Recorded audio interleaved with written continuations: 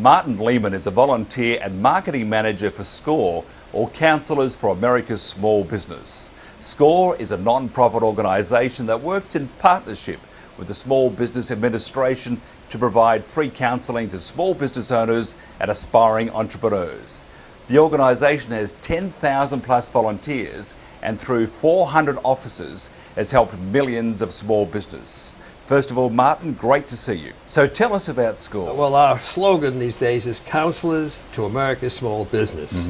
It used to be an acronym, Service Corps of Retired Executives, but we're really not all retired anymore. Some of our counselors are still working as well as counseling. So we are Counsellors to America's Small Business. What are your clients? Who are your clients?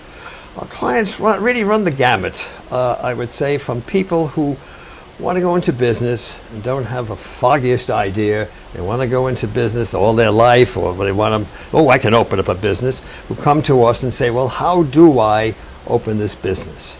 And some of them really know what they want to do. Some don't have the foggiest idea. So we try to help them.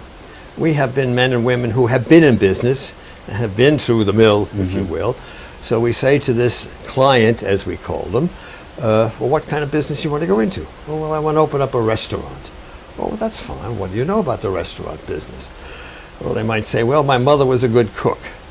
So you say to yourself, okay. Or you might have the same person who says, no, my family's always been in the restaurant business. And okay, so he has so it depends upon who it is. We also get the other extreme, someone who is in the restaurant business, using that as an example, who's been in business for 12 years and having some problems. His cash flow is bad. He is not getting enough publicity. He has different problems. How shall I set up it doesn't seem to be working. So we will sit and help him, try and help him raise money, have him write a business plan so that we can help him with it. How much money do you need? Or, all right, we'll go to your restaurant. Let's see. Hey, Mr. Restaurant Man, why have you got your big tables in the front? Why don't you move your big tables in the back? Those things, I mean, they may sound stupid, but this is really how we try to help people, from one extreme to the other. You sort of fine-tune their business. I guess you might call it that, and help them.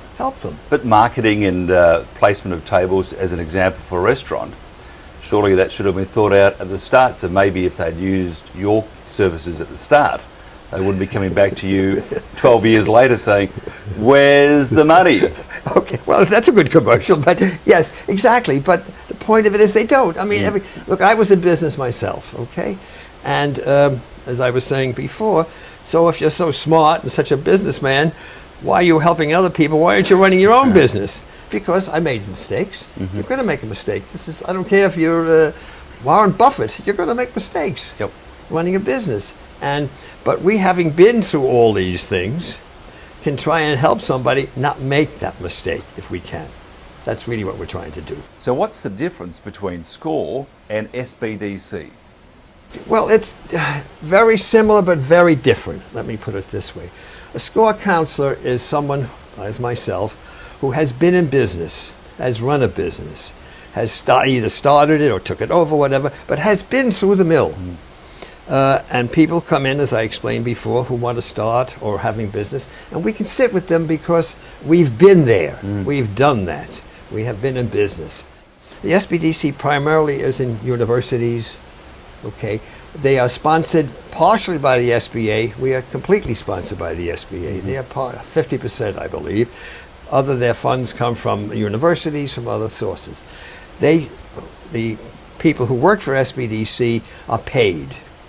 So they primarily help people with the business plan. They will put it on the computer and write it up, and they might even take them to the bank. As opposed to, as I say, what we do is really show people how to run a business, how to start a business. And we will take them we'll help them with the business plan too, but it's a different atmosphere, I guess is the best way to. And we're not competitors, and yet we have a different, we're both trying to arrive at the same goal, but we have a different technique, I guess, or a different background. A lot of experience, at least 20 years experience in business because you were so young. Okay, all right, 20 plus, let's put it that way.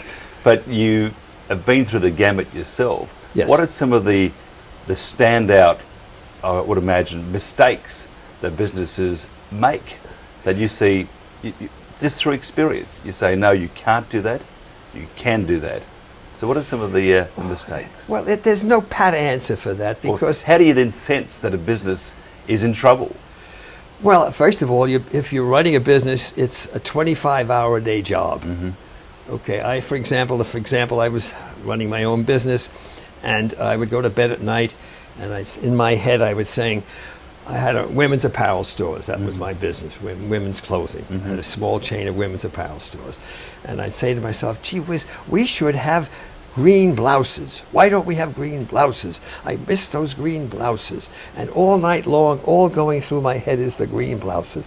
So what I would do is go over the night table, write down green blouses, hoping I get it out of there onto that piece of paper, and go back to sleep. Now the next morning, I will get up and look at that piece of paper. Green blouses. Oh, that's a good idea. Or, what were you thinking? So it's a daily kind of a thing. Do you make mistakes? Of course you do.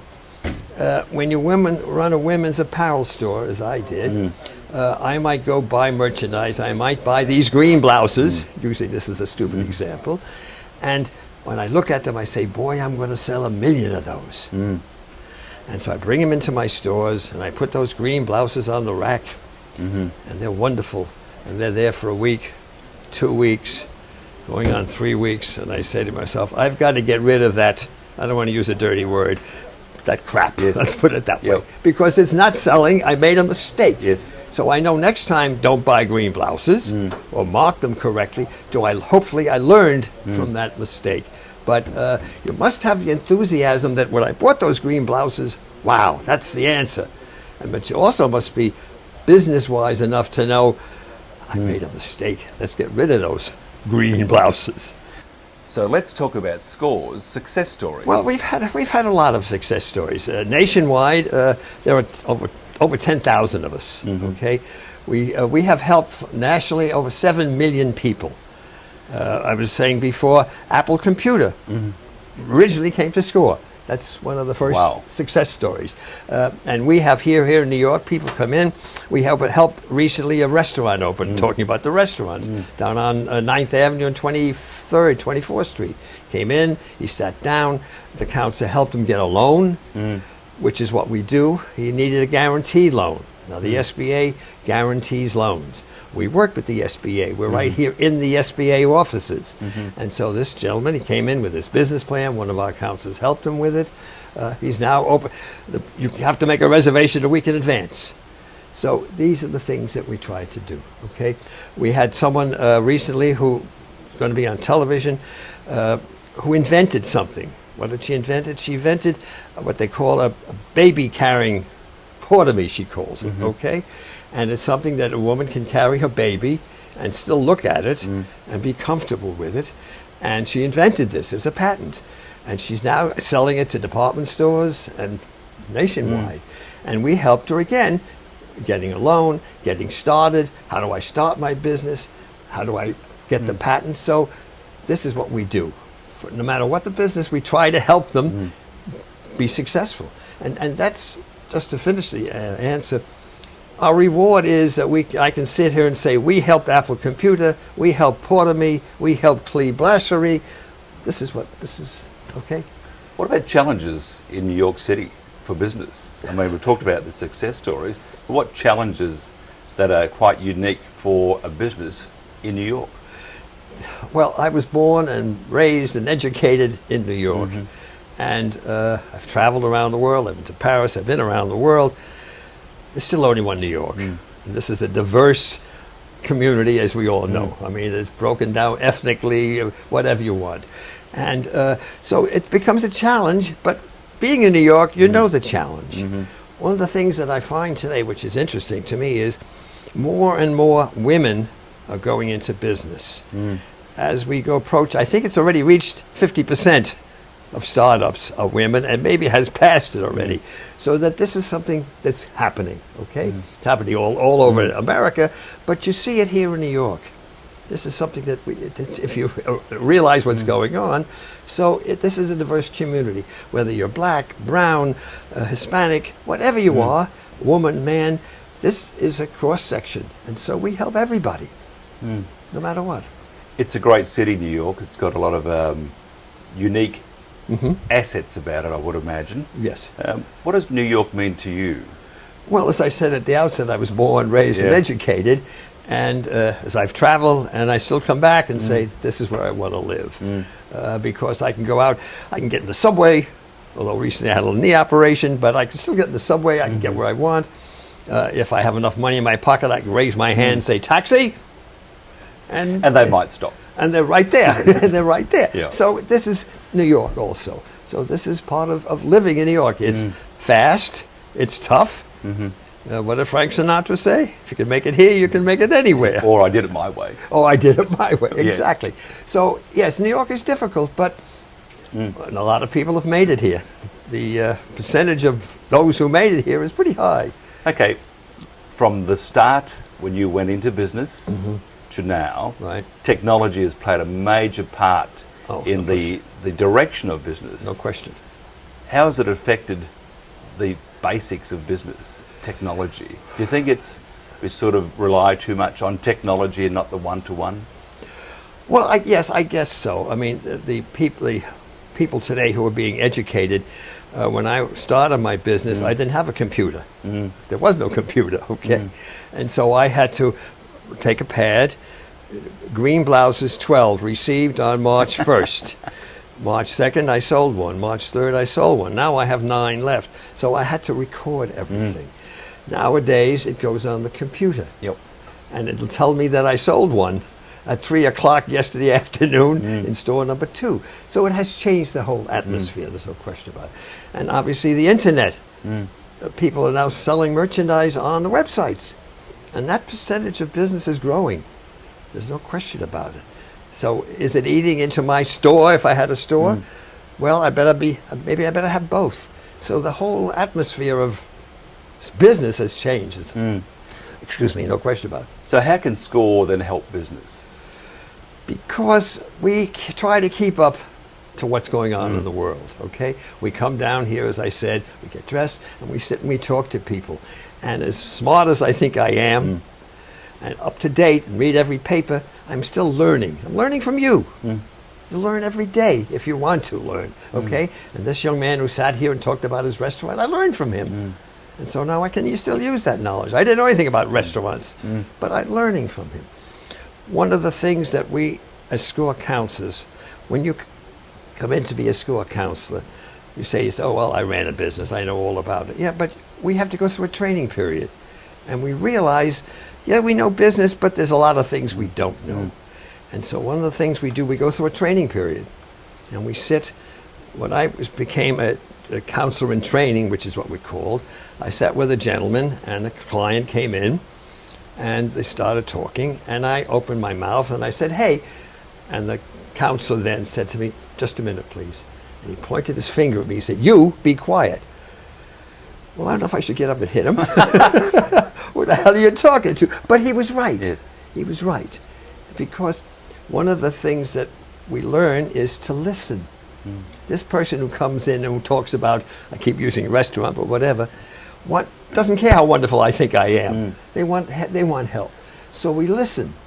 And by listening to them, I learn and try and obviously help them from my experience. So I've been doing this quite a while. And so we learn every day. And we're keeping, most of our counselors are retired, men and women retired. And fortunately, as we said before, I can't eat caviar anymore. I still have to go to McDonald's, but I eat. Okay, and so I'm here to help somebody. And this is my reward. Listening. You mentioned the word listen. Right. Most important. That's the most important thing about business, do you think? About business? Yeah, I mean, doing good business, to listen. I have a philosophy. I have a philosophy which may be a little different. I think you're better off acting stupid and being smart than the reverse. Okay?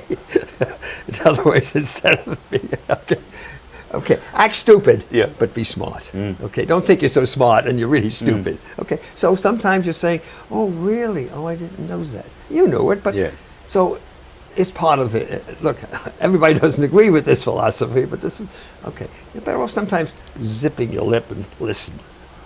Could you ever zip your lip? Can I zip it? Well, at this stage of my life, I'm obviously having it. As you see, I'm very reluctant to talk. No, you're very shy. You're very shy. Yes. Yeah. Well, you reach a stage, my stage of life, being 49 plus. Okay, I want to take each day and enjoy each day. And coming here and helping people is enjoyment. I enjoy. If I wasn't, look, as I said, I'm not getting paid. So if I wasn't having a good time, what the heck am I doing here? If somebody wants to find out more about SCORE, Martin, how do they do that? Okay, we have a website, which I'll be glad to advertise. Yes. Okay, first of all, our website is www.scorenyc.org. Yes. So they can go to this website and they can find our different offices. We're located all over the city of New York. Our main office is the Federal Plaza, which is walk-in, but there are other offices at the library on 34th Street, up in Harlem on 125th Street, and all over the city. So they go to the website and look for the locations. At this Federal Plaza, they can walk in. The others, they need an appointment. Also on that same website is a list of our seminars. Now, we hold seminars on various subjects, on how to write a business plan, how to market, in fact, we're having one coming up on how to open up a restaurant, coincidentally. So they can go to this website. Now, if they have a question, they can go to our email address, which is info@scorenyc.org. Now, let me repeat that. The website is www.scorenyc.org. And the email is info@scorenyc.org. Very simple. And we respond. We respond. Martin Lehman, thank you very much. Thank you. Okay.